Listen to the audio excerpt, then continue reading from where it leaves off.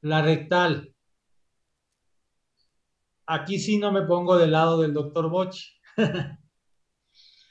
La rectal, si bien los europeos no la hacen mucho, los italianos no la hacen, porque yo creo que sí, o sea, ¿cuál era la lógica de la crítica a la rectal? Pues la crítica a la rectal es como la vía oral cuando utilizamos un fármaco. La vía oral alcanza sus concentraciones máximas después de cierto tiempo y va a haber muchos factores dentro del tubo digestivo que pueden aumentar o disminuir la absorción del fármaco, ¿verdad? En el caso de la rectal, pues tenemos simplemente las heces fecales, este, puede haber inflamación en la mucosa del colon, del recto, y puede haber diversos factores que pudieran disminuir la absorción del ozono en la vía rectal. Sin embargo, los cubanos han utilizado muchísimo la vía rectal y tienen una enorme cantidad de artículos que han demostrado su efectividad.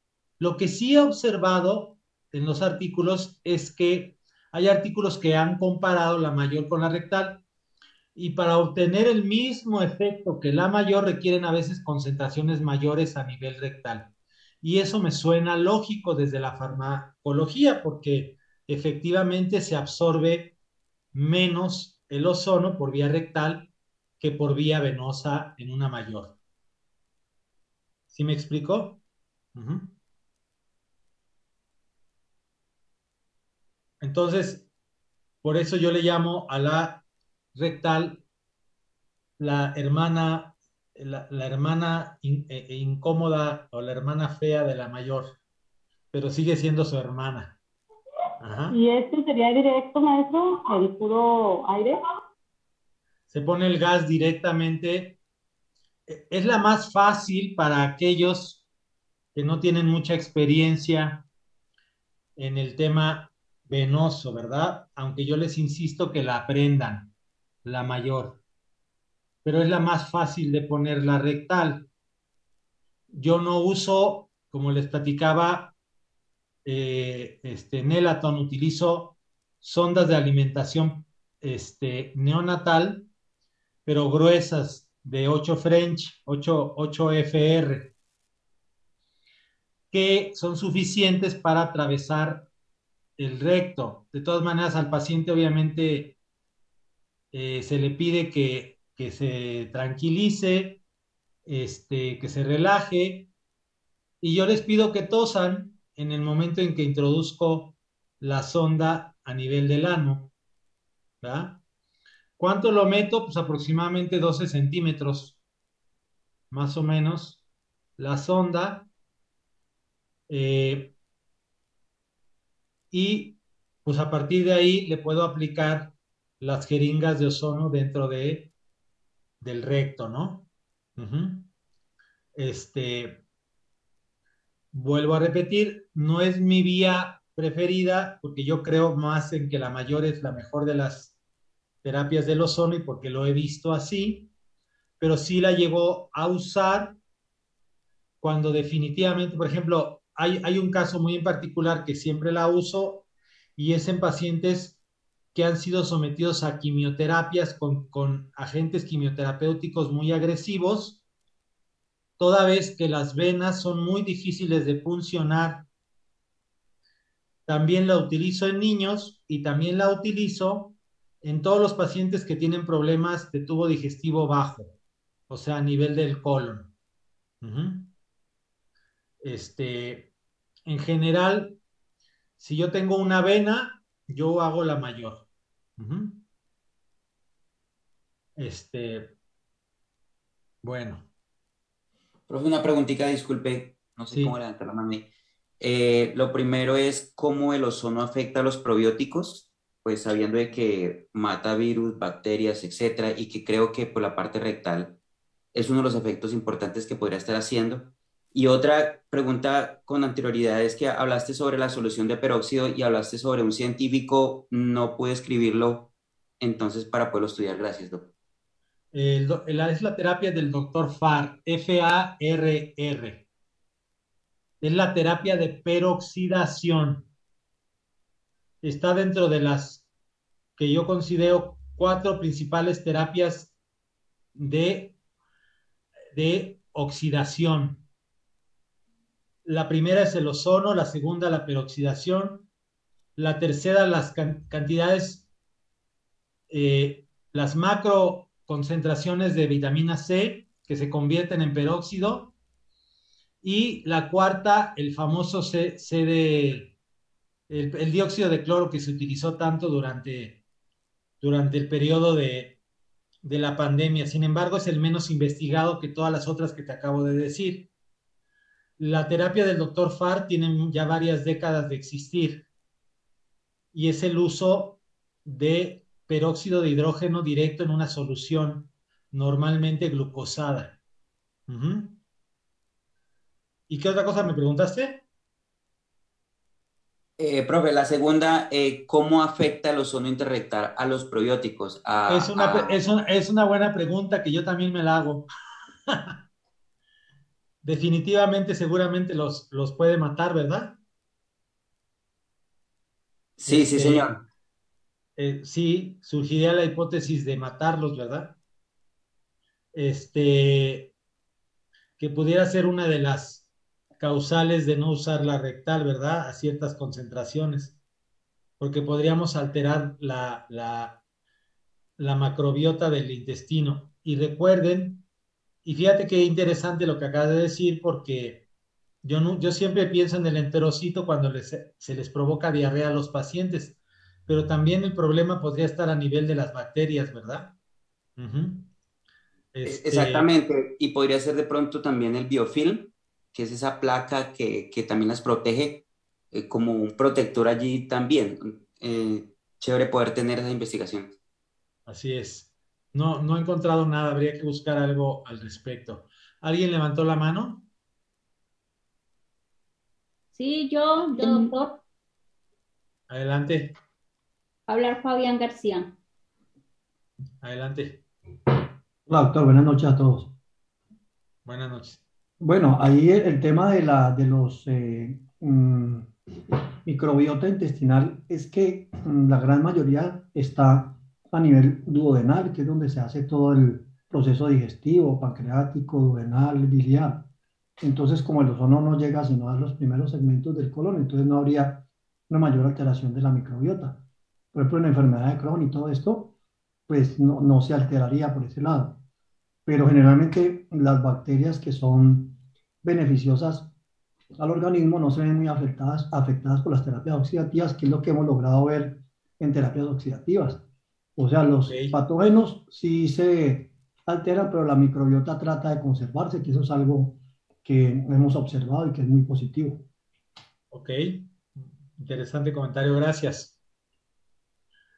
Maestro, Sí, adelante.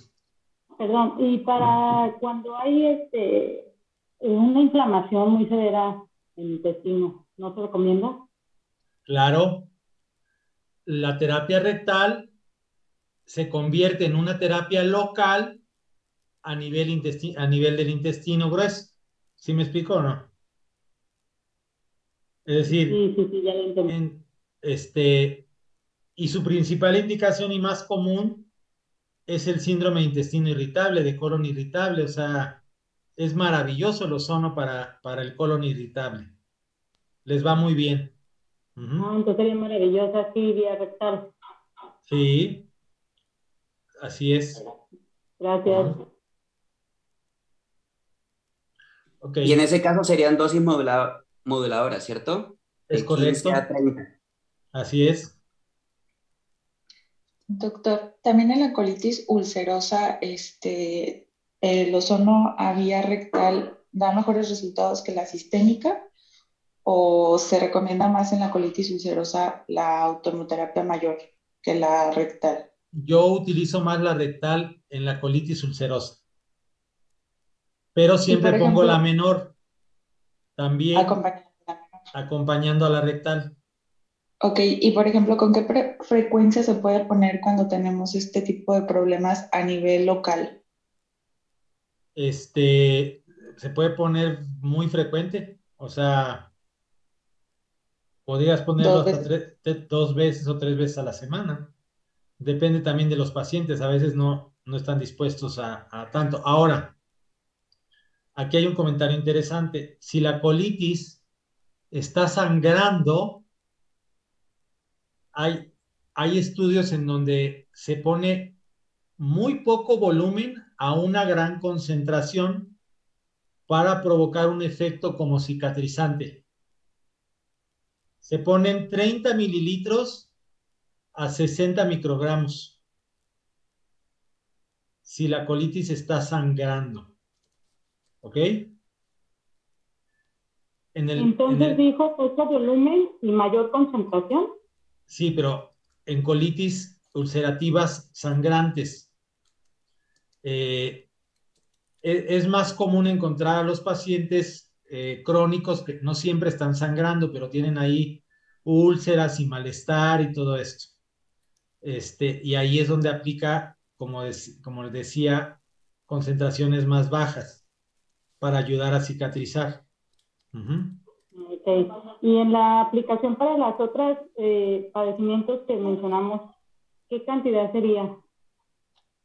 Bueno, la rectal en general se ponen desde una jeringa de 60 hasta 300 mililitros, pero eso es lo que dice la mayoría de los libros, pero les voy a ser sincero, a mí también los alumnos me enseñan, ¿no?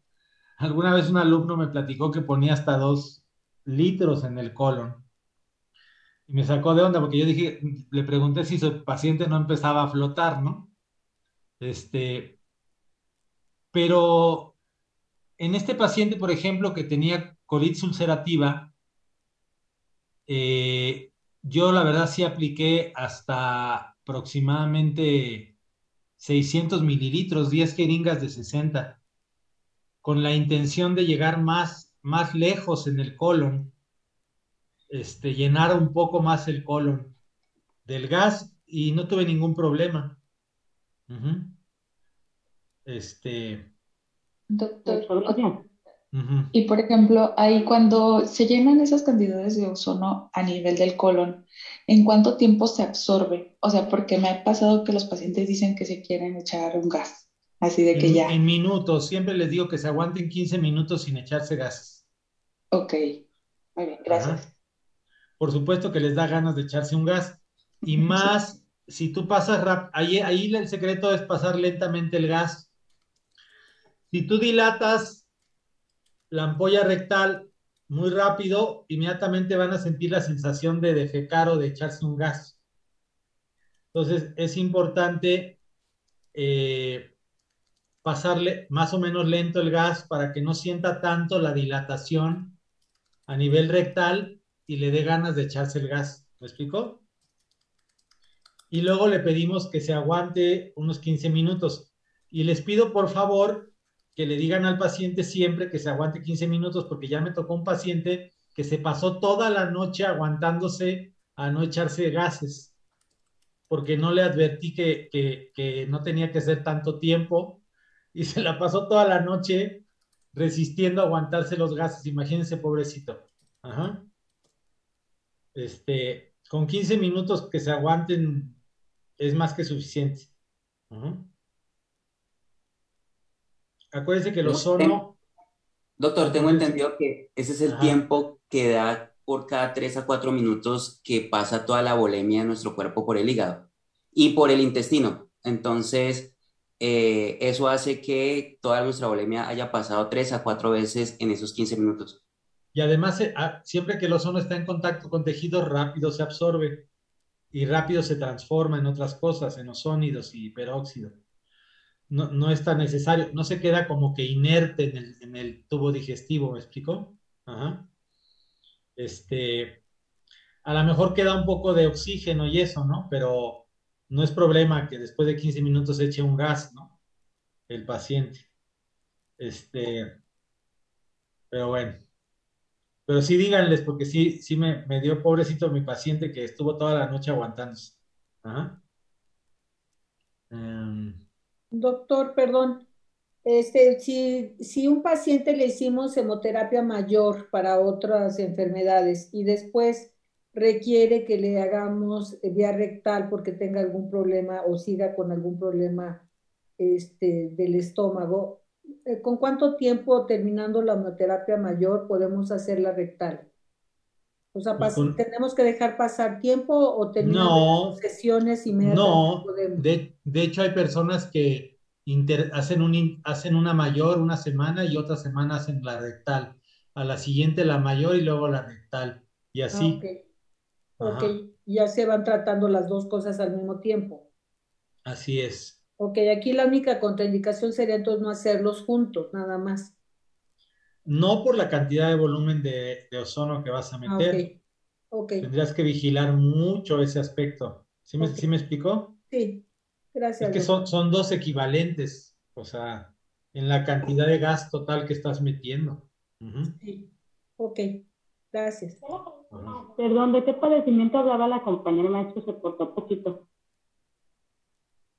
De cualquier padecimiento a nivel colónico que tenga el paciente y que ella pensaba, o sea, preguntaba si se podía combinar la mayor y luego ponerle rectales y la respuesta fue que sí, sin problema.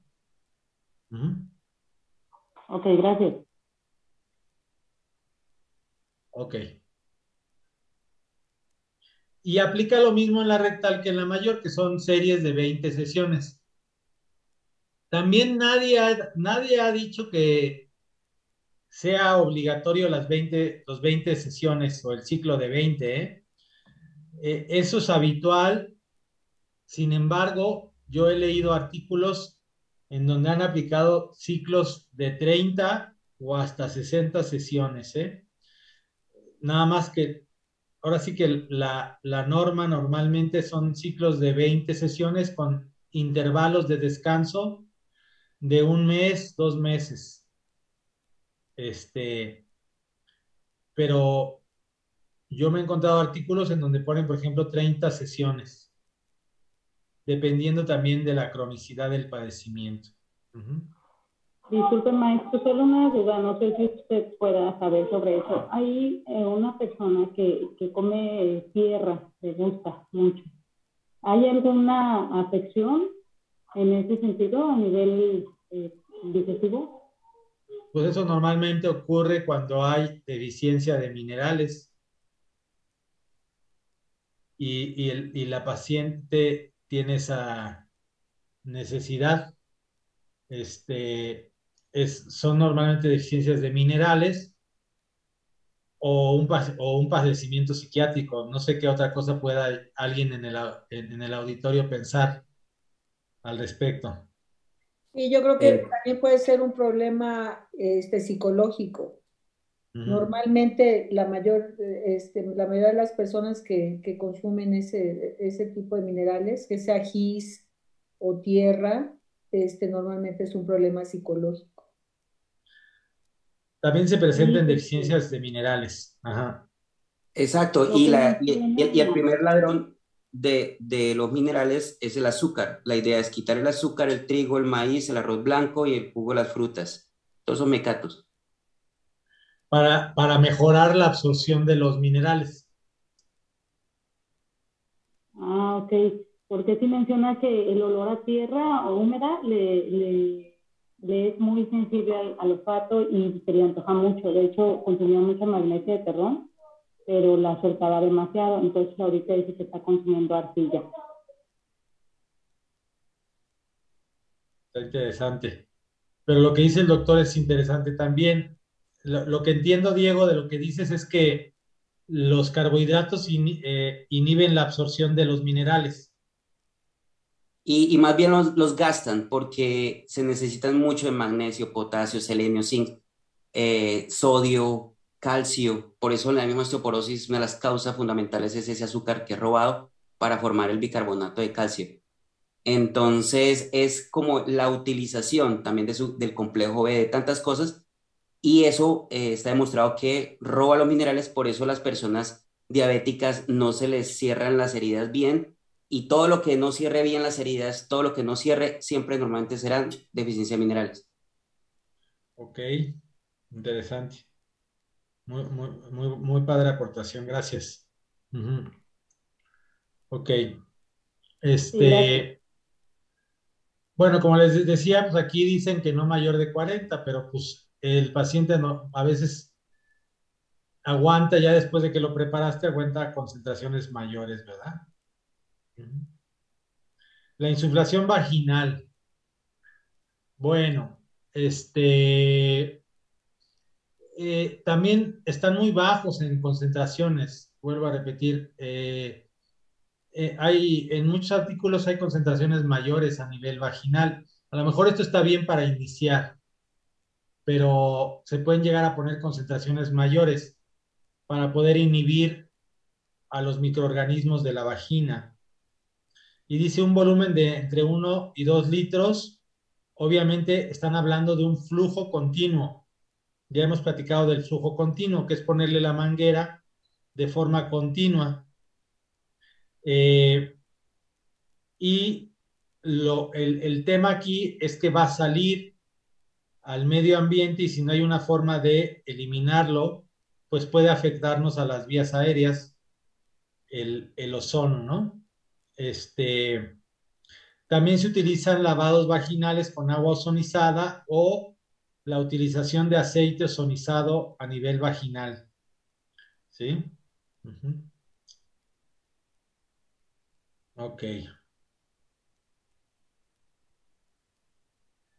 También vesical les va muy bien, bueno, no sé si viene más adelante, pero vesical, no sé si han tenido pacientes que tienen este padecimiento de como irritación crónica vesical, que ya no, en donde no hay infección, sino tiene un nombre, Cistitis intersticial. es correcto.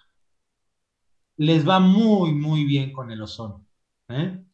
En concentraciones bajas, 20 microgramos así, muy bien les va con el ozono. Entonces, sienten mucho alivio porque no hay nada que les dé alivio. Ajá.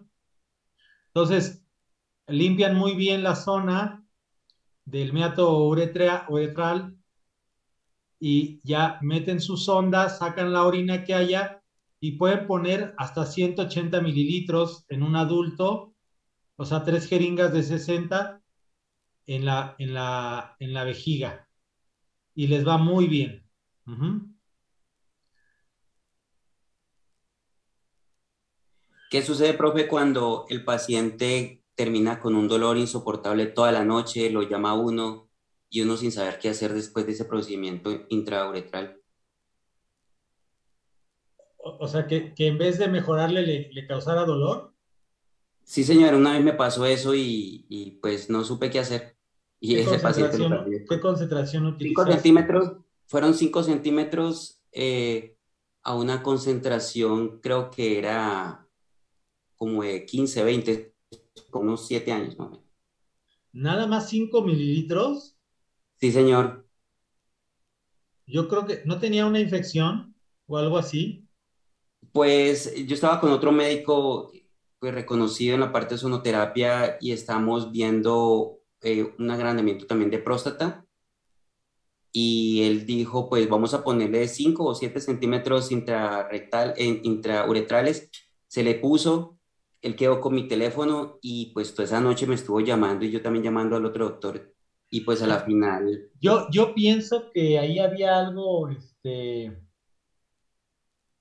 muy, ¿cómo te puedo decir? Como muy, eh,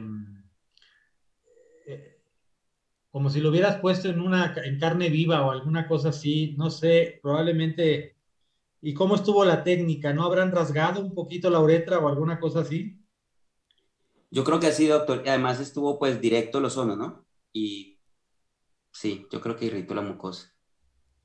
Sí, porque a mí me ha ido bien en estas que te digo, en mujeres sobre todo, me ha ido muy bien, no ha causado este efecto, pero yo me imagino que en alguien que tiene muy irritada la uretra o algo así, el ozono le causa demasiado ardor pues no tienes otra más que utilizar antiinflamatorios porque no sé qué mandaste, pero pues ahí habría que usar antiinflamatorios. Yo hasta una Sí, dexametasona hubiera mandado inyectar si el dolor era tan insoportable. Ajá. Porque la claro, vitamina C no tendría ningún caso, porque aquí no estamos hablando de una cantidad en donde contrarrestaríamos la oxidación. Tendríamos que poner un antiinflamatorio muy potente. Ajá. Sí, adelante, Estela. Ese me ocurrió parecido a lo que dice el doctor, pero con un paciente cuando le hice lavado vesical, ocurrió a un paciente hombre por el tema de la uretra tan larga. Y lo que me explicaban era que con la sacada de la sonda es como si la sonda pasara por la uretra e hiciera pequeñas laceraciones Yo pienso que y por eso ahí es un va. ardor impresionante. Yo pienso que por ahí va. Yo pienso que tiene que ver con la técnica, ¿no? Tiene Sí, que ver con... Uy, sí tiene Ujú. bastante. lo que me explicaban era que tenía que, por ejemplo, porque lo hice fue con dióxido de cloro, con una solución de dióxido de cloro. Ajá. Y me explicaban era que cuando sacara la sonda, que hubiese dióxido de cloro, que hubiese la mezcla de dióxido de cloro y solución salina en el equipo para irla sacando. Y yo lo que hice fue que dejé que todo el líquido se quedara dentro de la vejiga para poder sacarla y saqué la sonda completamente vacía. Entonces, ahí ocurrió esa laceración en la uretra y eso fue 2 días el paciente con intenso dolor. Sí, yo pienso que tiene que ver con eso. Sí, Sí, es lo que yo creo también. Yo creo que es que una rasgadita en un hombre en la uretra, pues es un dolor insoportable. Ajá. exacto, y Yo, más que somos hombres. perdón, ¿qué sí, Y dijiste? más, por y la más que uretra que somos, es tan y más que larga. somos hombres, decía, Ah, por también somos algo debiluchos en el dolor. sí, Sí, pero qué pecado, le salió esta sangre. El señor me mostró la orina y la orina salía con sangre. bueno, eso está confirmando que hubo una laceración, Sí, definitivamente, sí, sí, sí. pobrecito. Y fue un error que de pronto cometemos y es Sí, debe estar con líquido la sonda cuando la estemos sacando. ok, ok, es buen el comentario. Pues Doctor, sí, adelante. buenas noches. Una pregunta, volviendo a la aplicación vaginal, ¿y esta no podríamos aplicarla con sonda como la rectal? Sí, también, y se puede aplicar con jeringas también. Sí, o sea, lo que yo pensaba, porque sí habíamos comentado que se podía aplicar con el agua y con las jeringas, lo digo, pues podríamos meter la sonda igual y hacer la aplicación del ozono, ¿no? También en forma muy despacio para ver cómo va reaccionando, porque supongo que también. Es correcto, con jeringas, cuando el tema, yo les decía que cuando el tema no es algo como un papiloma o algo así, yo pongo la sonda y pongo jeringas, varias jeringas con ozón. Ujú. Y en Entra el y caso sale. de, ajá, y en Es el para, caso, hay que tratar de bañar toda la vagina con el ozono. y en el caso Ajá. de que haya un papiloma, ¿sí es recomendable? El flujo continuo, sí, definitivamente. Ok, gracias, doctor. Ujú. Bueno, pues los hombres se imaginaron con la uretra rasgada, me imagino. Ajá. Doctor, allí en la vagina, en el cuello del útero, pues, ¿se hace lavado con solución salina y ozono o se puede infiltrar? Inyectar el cuello uterino, si tienes experiencia, sí. Y puedes poner el flujo continuo también. Para ella, obviamente necesitarías tener tu espejo y todo el tema, ¿no? Y poner el flujo continuo directamente al cuello. Y si la pregunta es si puedes infiltrar El cuello, sí, pero recuerda que el cáncer cervicuterino in situ está todavía, que no ha atravesado ¿cómo se llama? La lámina, La membrana basal. la membrana basal, y tú lo perforas, podrías expandirlo. Entonces hay que tener mucho cuidado en tener un diagnóstico previo de cuál es el estado. En el caso de que nada más haya papiloma, sí pudiera estar indicado infiltrar el cuello, si tienes la habilidad y la técnica para hacerlo. Inclusive les platico que hay una aplicación intrauterina, ¿ok? En donde tú metes una sonda por el cuello, la metes dentro del útero y luego vas poniendo el ozono y lo vas viendo el ozono con un fluoroscopio. ¿Por qué? Porque se utiliza para los problemas tubarios de obstrucción tubaria. Hay artículos al respecto muy interesantes. Entonces, ayudas a mejorar la permeabilidad tubaria, pero es guiado, porque acuérdense que el ozono es radioopaco. Entonces, con los rayos X tú ves perfectamente cómo el ozono va entrando por las tubas, y si llega a salir, o podemos ayudar a que empiece a destapar las tubas uterinas, las trompas de falopio para los temas de infertilidad.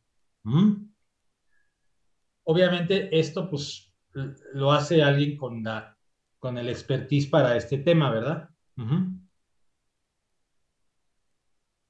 Ok. El ozono es maravilloso para quitar la fibrosis en general. Por eso es que estas cosas funcionan muy bien. Ajá. Lo mismo hacemos, ya les había platicado, dentro de la columna, en los problemas, cuando hacemos la técnica a través del hiato sacro para llenar por dentro del canal vertebral con ozono, por adentro el canal vertebral, ¿no? Es algo similar. El ozono es bueno para quitar la fibrosis. Bueno.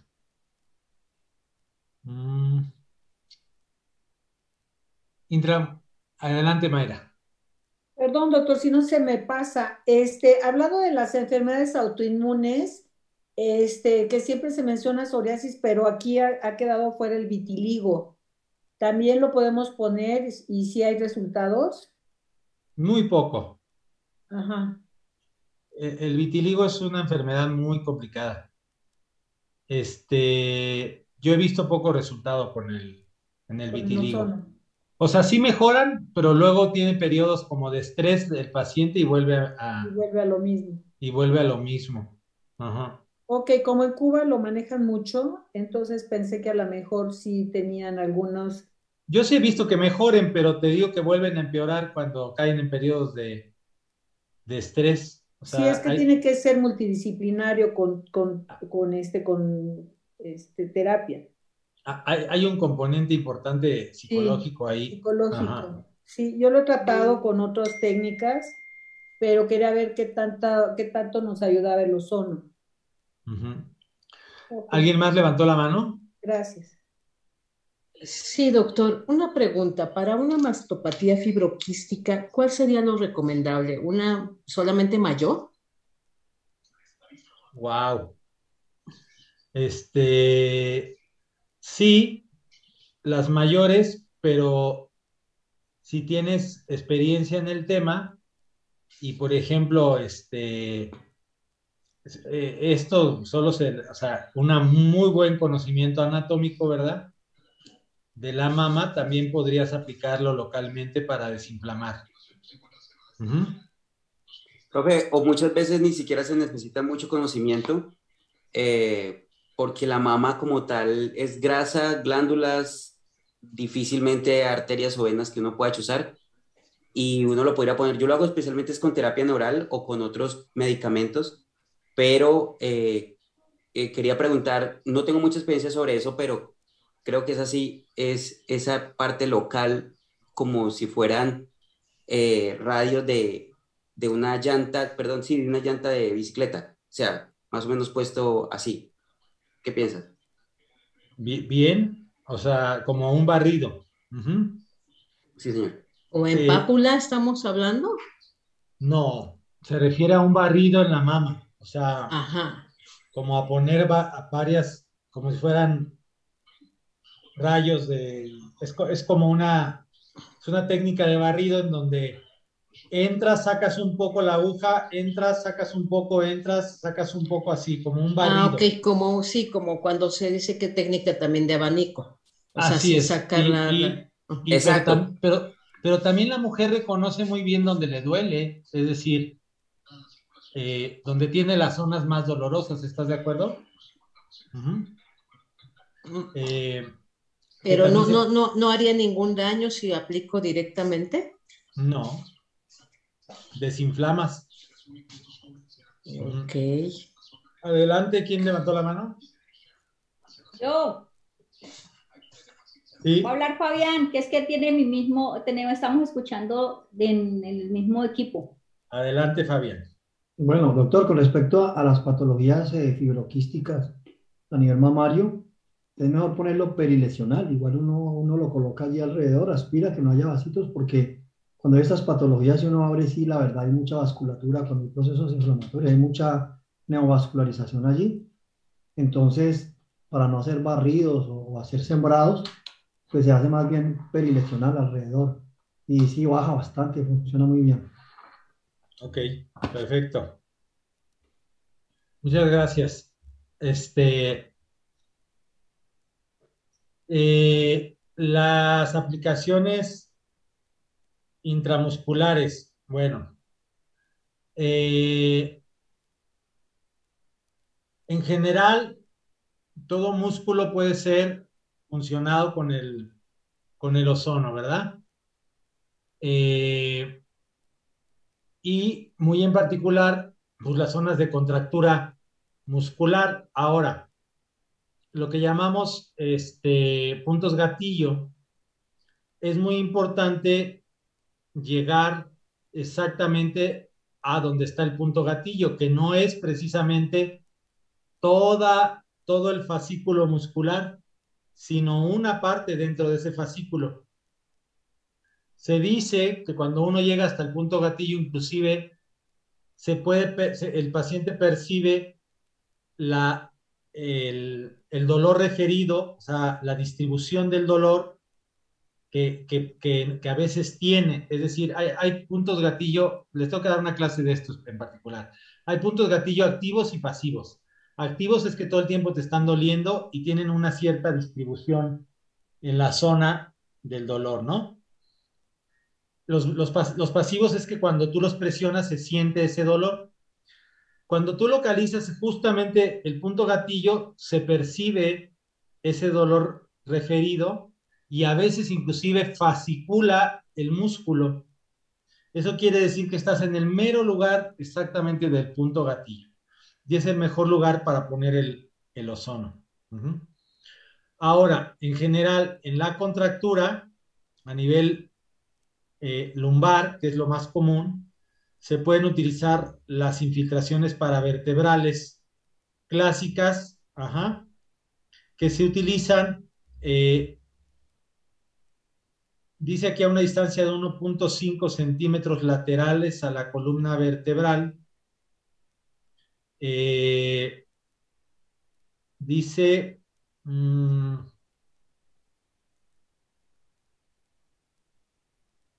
mmm,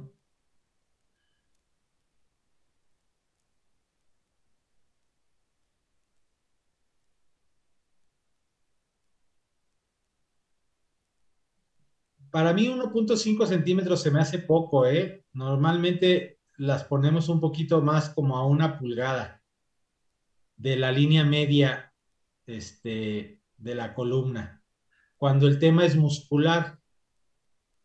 Ahora, aquí el problema principal está en llegar realmente al músculo. aquí varía muchísimo, obviamente, el panículo adiposo de la persona. Entonces, siempre les digo que si se trata de una Big Mama, no sé si en todos lados conozcan a Jemima, la de los hot cakes, ¿verdad? Y me entiendan el chiste, pero bueno. O sea, imagínense una mujer muy, muy obesa y además con mucho trasero. ¿De qué tamaño es su panículo adiposo? Y cuando digo trasero muy amplio, hablo de que la curvatura lumbar está muy acentuada, ¿verdad?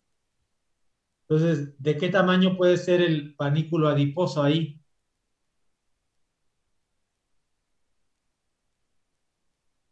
Díganme un número de centímetros, ¿De cualquiera. profundidad, doctor? Sí, Pues si la piel tiene 7 milímetros en una persona delgada, entonces serían como unos 20, bueno, en una persona así, Big Mama, como unos 30 milímetros de profundidad. pues a lo Pasa mejor los 10 centímetros, yo creo. eh, 30 centímetros sería 30 mucho. 30 es como una regla clásica, Sí, así, ¿no? exacto. Es No, tiene que ser demasiadísimo, pero milímetros, bueno, ¿no? por lo menos sí puede llegar a ser de 15 centímetros, ¿estás de acuerdo? Ujú. Híjole, sí, se me hace mucho, pero bueno, yo creo que Sí, bueno, a mí me ha tocado y he puesto la de 27 por 1,5 y no llegas, No no llegas, llegas. ajá, no llegas ni de ni chiste. a la piel nada más. A la, Entonces, no llegas más que o sea, lo que haces no es una infiltración muscular, no sería subcutánea, más o menos. es una lipólisis de la grasa de Ajá. atrás. No sé si me explique. Ajá. Eh, Eh, en una persona muy obesa requerirías una aguja muy larga para llegar al músculo. Ujú.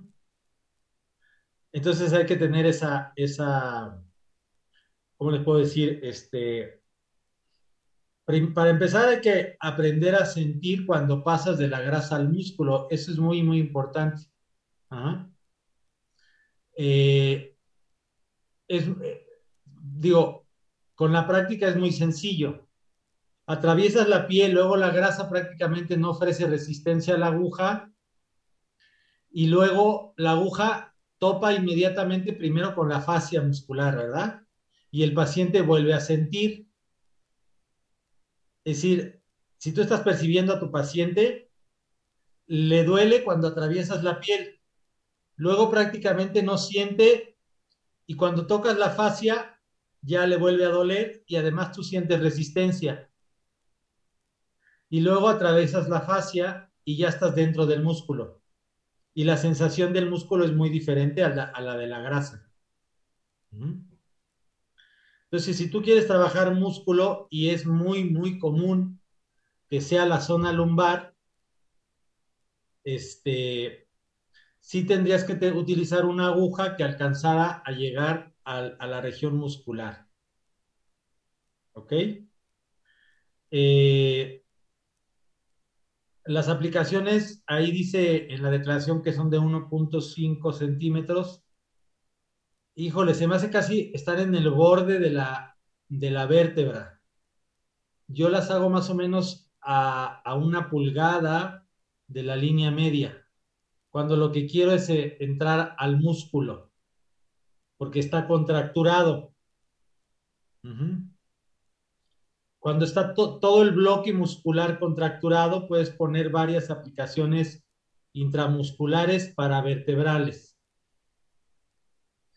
Cuando son puntos muy específicos en la musculatura, son puntos de contractura muy específicos, ahí buscas el punto gatillo y buscas y entras también en el músculo. Entonces, es muy importante que ustedes aprendan a entrar bien en el músculo, número uno. Número dos, que localicen cuando es una contractura muy, muy localizada, que busquen el punto gatillo. Que es este lugar donde el paciente siente muy intenso el dolor y además en ese momento siente la irradiación de ese dolor. Digamos que un punto gatillo tiene una irradiación, ¿verdad? Y también a veces cuando el paciente es delgado, logramos ver que en el momento de tocar el punto gatillo, el músculo fascicula. No sé si se entendió o hay dudas de esto que estoy comentando. Doctor, yo de experiencia he puesto en puntos gatillo aguja de acupuntura y también funciona, ¿no? Libera la contractura del punto gatillo. Entonces yo creo que parecido hacia la mejor es con aguja para meter los ozono, ¿no? Es correcto. De hecho, aquí siempre digo que es más importante encontrar el punto gatillo que lo que le hayas puesto. Porque los rehabilitadores usan aguja seca, así le llaman, ¿no? Punción seca. Y no tiene nada de sustancia, es como si fuera acupuntura. Los que hacen terapia neural utilizan terapia neural, que es procaína o gilocaína diluida. Los que usan ozono utilizan el gas. Es muy difícil que yo les diga qué es lo mejor. En realidad, lo mejor es encontrar el punto gatillo. Yo uso ozono, a mí me gusta porque desinflama. Pero no puedo negar que hay otras formas de mejorar el dolor de un punto gatillo. Ahora, esa es la aplicación superficial paravertebral del ozono. Y está la profunda. La profunda implicaría atravesar todo el paquete muscular. O sea, todavía más profundo. Entrar a la zona donde está la salida de las raíces para cuando hay problemas como una hernia de disco. Entonces yo les pido siempre que primero aprendan a poner las aplicaciones paravertebrales a nivel muscular,